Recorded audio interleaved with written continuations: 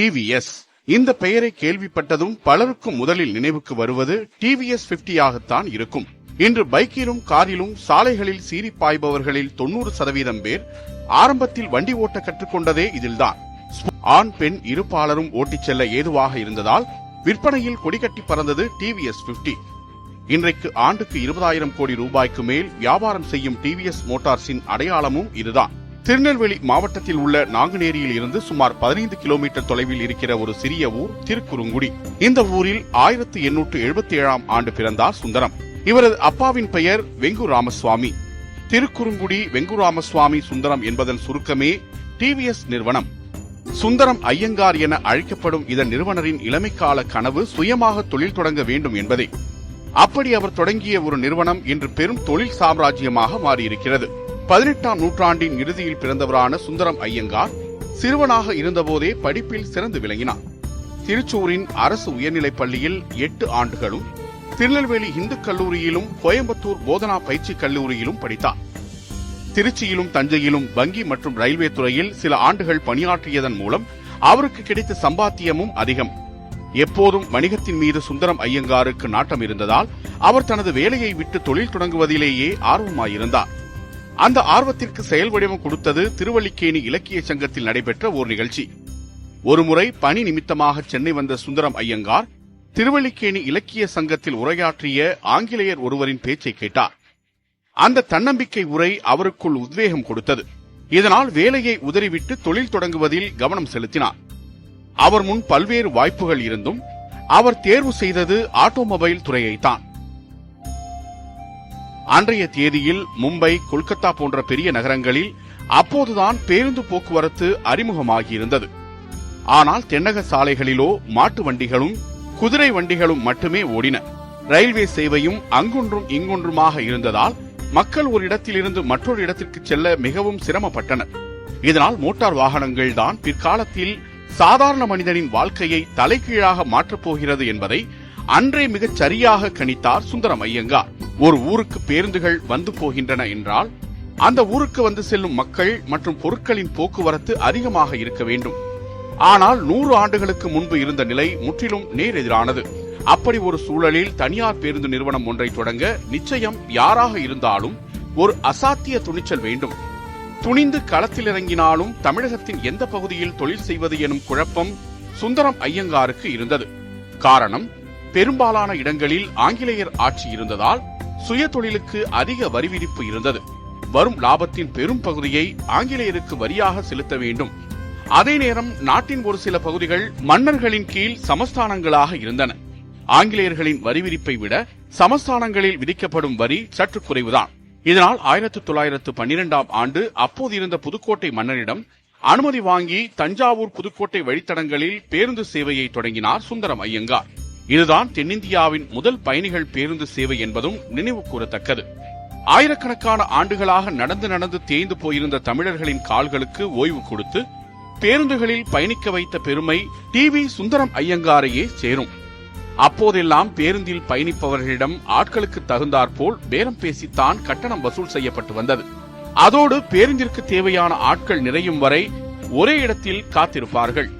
புதிதாக தொழில் தொடங்கிய சுந்தரம் ஐயங்கார் தனது பேருந்து சேவையில் புதிய திட்டங்களையும் கொள்கைகளையும் புகுத்த திட்டமிட்டார்.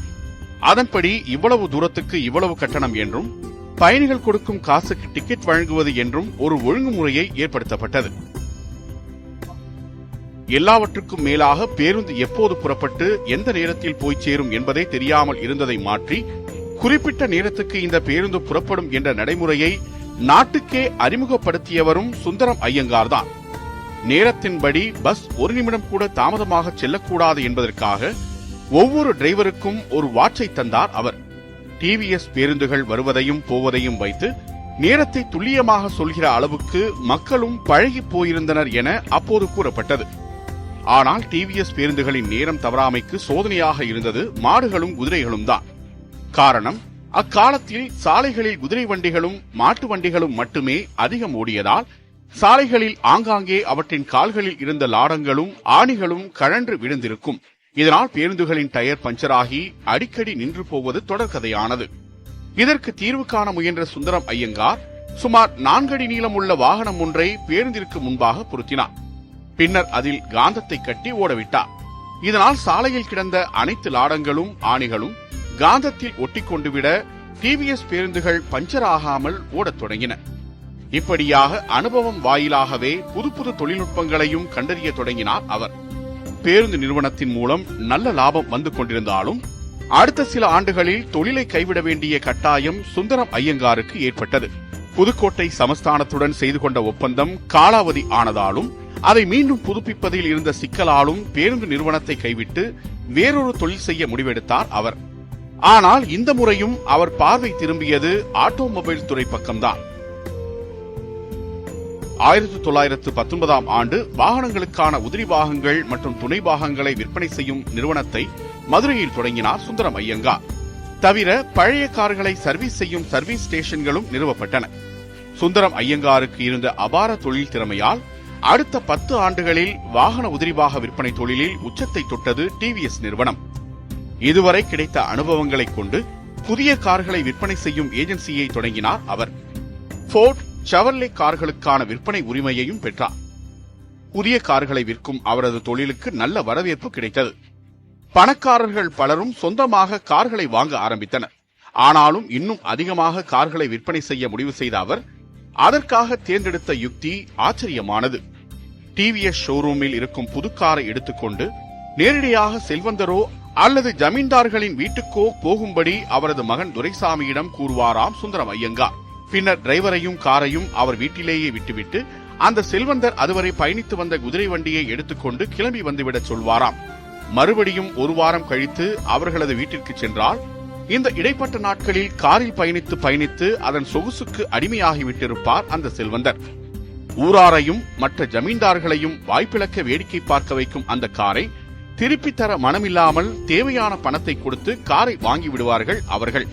கார் வாங்க போதுமான வசதி இருந்தும் அது தொடர்பான புரிதல் இல்லாதவர்களிடம் இப்படியான மார்க்கெட்டிங் வித்தையை கையாண்டவர் சுந்தரம் ஐயங்கார். தவிர குதிரை வண்டியை வாங்கிக் கொண்டு புதிய காரை விற்றதன் மூலம் எக்ஸ்சேஞ்ச் ஆஃபர் திட்டங்களுக்கெல்லாம் முன்னோடியாகவும் அவர் இருந்துள்ளார். வாகன தயாரிப்பில் இப்போது போலவே அப்போதும் அமெரிக்காவை தலைமையிடமாக கொண்ட ஜெனரல் மோட்டார்ஸ் தான் முன்னணியில் இருந்தது. கார்களை விற்பதில் சுந்தரம் ஐயங்காருக்கு இருந்த திறமையை கண்ட ஜெனரல் மோட்டார்ஸ் அடுத்த சில ஆண்டுகளில் அவர்களின் அனைத்து வித வாகனங்களுக்கான முழுமையான விற்பனை உரிமையை அவருக்கு வழங்கியது. இதுவே டிவிஎஸ் நிறுவன வரலாற்றில் மிகப்பெரிய திருப்பு முனையாக அமைந்தது. இதைத் தொடர்ந்து டிவிஎஸ் நிறுவனம் போக்குவரத்து துறையில் மீண்டும் அடியெடுத்து வைத்தது. பேருந்து மட்டுமல்லாமல் சரக்கு போக்குவரத்திற்காக லாரிகளும் இயக்கப்பட்டன. 1939 ஆண்டு மதுரையில் சதர்ன் ரோட்வேஸ் என்ற பயணியர் மற்றும் சரக்கு போக்குவரத்து நிறுவனத்தை தொடங்கினார் சுந்தரம் ஐயங்கார். விரைவிலேயே நாட்டின் ஆகப்பெரிய சரக்கு போக்குவரத்தினை கொண்ட தனியார் நிறுவனமாக உருவெடுத்தது சதர்ன் ரோட்வேஸ். 1912 முதல் தனக்கு தேவையான பேருந்துகளை வெளிநாடுகளில் இருந்துதான் வாங்கினார் சுந்தரம் ஐயங்கார். அப்படி வாங்குவதை விட தானே பேருந்துகளை உருவாக்க வேண்டும் என்று நினைத்ததன் விளைவு பேருந்து பாடி கட்டும் கம்பெனி ஒன்றை ஆரம்பித்தார். அவரது கம்பெனியில் தயாரான பேருந்துகள் நீண்ட காலம் உழைக்கக்கூடியதாக இருந்தன. இப்படியாக சுந்தரம் ஐயங்காரின் தொழில் ஏறுமுகத்திலேயே இருந்த நேரத்தில்தான் 2ஆம் உலகப் போர் மூண்டது. பல நாடுகளும் அணி சேர்ந்து மோதிக்கொண்ட அந்த கடும் யுத்தத்தால் உலக பொருளாதாரமே கிட்டத்தட்ட முற்றிலுமாக முடங்கிய காலகட்டம் அது. இதனால் நாட்டில் பெட்ரோல் தட்டுப்பாடு அதிகரித்தது. எரிபொருள் பற்றாக்குறையால் வாகன போக்குவரத்து ஸ்தம்பித்தது. இந்த சமயத்திலும் தனது பேருந்து சேவையை நிறுத்த விரும்பாத சுந்தரம் ஐயங்கார் டிவிஎஸ் பேருந்துகளில் பெட்ரோல் இன்ஜின்களுக்கு பதிலாக கரி இன்ஜினை பொருத்தி ஓட்டத் தொடங்கினார். இந்த இன்ஜினை தயார்படுத்தவே 2 மணி நேரம் தேவைப்படும். கரியை எரிக்கும் போது அதிலிருந்து வெளிப்படும் நீராவியை சிலிண்டர்களில் சேகரித்து பிஸ்டன்களை இயங்கச் செய்வதன் மூலம் பேருந்துகள் ஓடியது.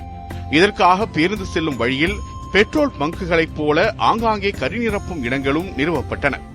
மதுரையை மையமாக வைத்தே தொழில் செய்த சுந்தரம் ஐயங்கார் அடுத்து சென்னையில் அடியெடுத்து வைக்க விரும்பினார். சென்னைக்கு வந்து புதிதாக ஒரு நிறுவனத்தை தொடங்குவதை விட சென்னையில் ஏற்கனவே இருக்கும் ஒரு நிறுவனத்தை வாங்கி தனதாக்கிக் கொள்ள நினைத்ததன் விளைவு 1936 மெட்ராஸ் ஆட்டோ சர்வீஸ் நிறுவனத்தை வாங்கினார். 1936 சென்னையில் அவர் ஆரம்பித்த சர்வீஸ் ஸ்டேஷன் தான் அன்றைக்கு ஆசியாவிலேயே மிகப்பெரிய சர்வீஸ் ஸ்டேஷனாக இருந்தது. 1945 சுந்தரம் மோட்டார்ஸ் என்கிற நிறுவனத்தை தொடங்கி உலக அளவிலும் இந்திய அளவிலும் பிரபல நிறுவனங்கள் தயாரிக்கும் கார்களை வாங்கிவிட்டார். இத்தனை நிறுவனத்தை அவர் அடுத்தடுத்து தொடங்கி வெற்றி பெற காரணம் அவரது நேர்மையான வளர்ச்சியை நோக்கிய அணுகுமுறைதான். அதற்கு பல்வேறு உதாரணங்கள் உண்டு. டிவிஎஸ் பேருந்துகளில் எத்தனை சீட்டுகள் உண்டோ அதற்கு மேல் ஒருவரை கூட ஏற்றிக்கொள்ளக்கூடாது என்பது சுந்தரம் ஐயங்காரின் உத்தரவு. தனது உத்தரவு சரியாக பின்பற்றப்படுகிறதா என நேரடியாகவே சோதனை செய்து பார்க்க விரும்பினார் அவர். முழுவதும் ஆட்கள் உட்கார்ந்திருக்கும் ஒரு டிவிஎஸ் பேருந்தை நிறுத்தி அதில் ஏறிக்கொள்ளலாமா என ஓட்டுநரிடம் கேட்டார். முதலாளி என்று தெரியாத அந்த ஓட்டுநர் சீட் இல்லாத போது ஆட்களை ஏற்றிக்கொள்கிற வழக்கமில்லை என்று கூறியுள்ளார். அதிகமாக காசு தருகிறேன் என்று ஆசை காட்டி பார்த்தும் பணத்தை விட முதலாளியின் உத்தரவுதான் முக்கியம் என அந்த ஓட்டுநர் சொல்ல அவரை பாராட்டினார் சுந்தரம் ஐயங்கார். ஒருமுறை நடிகர் எம்.ஆர். ராதா மதுரை வந்தபோது அவர் கார் பழுதானது. மாலையில் அவர் நாடகம் ஒன்றில் நடிக்க செல்ல வேண்டிய கட்டாயம். எனவே டிவிஎஸ் ஒர்க் ஷாப்பிற்கு சென்றார். அங்கு அவரை போலவே காரை சரிபார்க்க பலரும் வரிசையில் நின்று கொண்டிருந்தனர். மிகவும் அவசரம் என்பதால் ஒரு மெக்கானிக்கை தனியாக அழைத்துச் சென்று தமது காரை உடனடியாக சரி செய்து தரும்படி கேட்டுள்ளார் எம்.ஆர். ராதா. ஆனால் எல்லோரையும் போல வரிசையில் வாருங்கள் என கூறியுள்ளார் அந்த மெக்கானிக். நான் கூட வரிசையில்தான் வர வேண்டுமா என ராதா கேட்க, எங்கள் முதலாளியும் வரிசையில் நின்றுதான் அவர் காரை சரி செய்வார் என்று சொன்னார் அந்த மெக்கானிக். இவ்வாறு சிறு விஷயங்களில் கூட சமரசம் இல்லாத ஒரே ஒழுங்குடன் இயங்கியதால் தான் ஒட்டுமொத்த டிவிஎஸ் நிறுவனமும் நிலையான மற்றும் சீரான வளர்ச்சியை நோக்கி பயணித்தன. சுந்தரம் ஐயங்கார் முற்போக்கு சிந்தனையாளரும் கூட. இளம் வயதிலேயே விதவையான அவரது மூத்த மகள் சவுந்தரத்தை மகள் விரும்பியபடியே வேறு ஒரு சமூகத்தைச் சேர்ந்த நபருக்கு மறுமணம் செய்து வைத்தார். அதாவது பெரியாரின் சாதி மறுப்பு பிரச்சார காலகட்டத்திற்கு முன்பே அவர் கலப்பு திருமணத்தை ஆதரித்திருந்தார். நேர்மையான அணுகுமுறை, தீர்க்கமான சிந்தனை, கடுமையான உழைப்பினால் வெற்றிக்கான தொழிலதிபராக விளங்கிய சுந்தரம் ஐயங்கார் தனது நிறுவன ஊழியர்கள் நலன் மீது எப்போதும் தனி அக்கறை செலுத்தி வந்தார். அவர்களுக்கான நலத்திட்டங்களை தன்னுடைய நிறுவனத்தில் செயல்படுத்தியவர். ஓய்வு பெறும் வயதில் தொழில் நிர்வாகத்தில் இருந்து விலகிய அவர் மொத்த பொறுப்புகளையும் தமது புதல்வர்களிடம் ஒப்படைத்தார். 1955 ஆண்டு ஏப்ரல் 28 மறைந்தார் சுந்தரம் ஐயங்கார். அப்போது அவருக்கு வயது 78. இந்திய தொழில்துறை வளர்ச்சியில் சுந்தரம் ஐயங்காரின் பங்களிப்பை பெருமைப்படுத்தும் விதமாக வெண்கலம் மற்றும் பளிங்கினால் ஆன மார்பளவு சிலையை மதுரையில் 1957 ஆண்டு திறந்து வைத்தது அப்போதைய மத்திய அரசு. சுந்தரம் ஐயங்காரின் மறைவுக்கு பின் அவரது புதல்வர்களான ராஜம், சீனிவாசன், கிருஷ்ணா, சந்தானம் ஆகியோர் டிவிஎஸ் நிறுவனத்தின் எல்லையை விரிவுபடுத்த தொடங்கினார்கள். வாகன பாகங்களை சந்தைப்படுத்துவதின் முக்கியத்துவத்தை அப்போதே உணர்ந்து எங்கெல்லாம் முடியுமோ அங்கெல்லாம் விநியோகஸ்தர்களை நியமித்தார்கள். போக்குவரத்து தொழிலில் ஈடுபட்டவர்களுக்காக தவணை முறையில் வாகனங்களை வாங்க உதவும் சுந்தரம் பைனான்ஸ் நிறுவனம் 1958 ஆண்டு தொடங்கப்பட்டது. இன்று நாட்டிலே மிகப்பெரிய நிதி நிறுவனங்களில் ஒன்றாக உருவெடுத்துள்ளது சுந்தரம் பைனான்ஸ். இப்படியாக ஒரு மனிதனின் பேரார்வத்தால் துவங்கப்பட்ட ஒரு தொழில் வளமான குடும்ப தொழிலாக உருவெடுத்தது. 1960 ஆண்டு வரை விற்பனை துறையில் மட்டுமே கவனம் செலுத்தி வந்த டிவிஎஸ் குழுமம் உற்பத்தி துறையிலும் கால் பதித்தது. அப்போதைய பிரதமர் ஜவஹர்லால் நேரு இந்தியாவின் வளர்ச்சிக்காக பல்வேறு பொருளாதார சீர்திருத்தங்களை ஏற்படுத்தினார். இதன் விளைவாக உள்ளூர் தயாரிப்புகளுக்கான தேவை வேகம் பிடிக்க தொடங்கியது. அப்போதுதான் Premier, Ashok Leyland, Mahindra and Mahindra போன்ற நிறுவனங்களும் பெரிய அளவிலான உற்பத்தி தொழிற்சாலைகளை நிறுவி வந்தன.